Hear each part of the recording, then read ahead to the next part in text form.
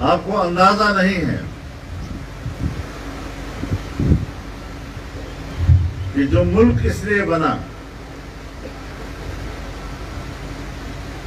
کہ جہاں اللہ کا دین ہوگا اور اللہ کے دین کی تعلیم ہوگی، اور پھر ہمارا آئین کہتا ہے کہ ہماری انفرادی اور اجتماعی زندگی اسلامی تعلیمات کے مطابق ہوگی، تو اسلام کا علم ہوگا تو آپ کی زندگی اس کے مطابق ہوگی۔ ہماری زندگی قرآن و سنت کے تابع ہوگی، تو قرآن و سنت کا علم ہوگا تو اس کے بعد پھر آپ اس کے مطابق زندگی گزار سکیں گے۔ یہاں تک کہ قانون سازی کے لیے کہا گیا ہے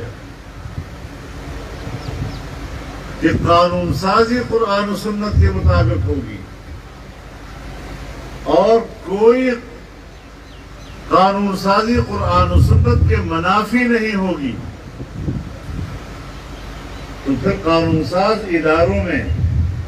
قرآن و حدیث کا عالم ہوگا تو قانون سازی کر سکے گا،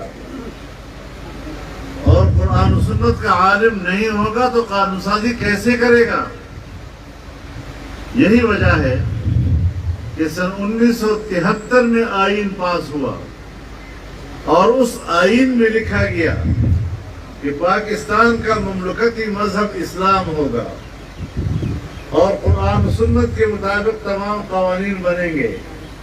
اور کوئی قانون قرآن و سنت کے خلاف نہیں بنے گا۔ لیکن 1973 سے لے کر آج 2021 تک اسلامی نظریاتی کونسل کی سفارش پر ایک قانون سازی بھی نہیں ہو سکی، اس لیے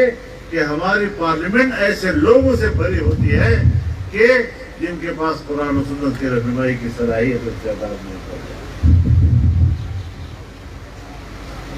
اور علماء وہاں قبول نہیں ہے۔ اب جس ملک میں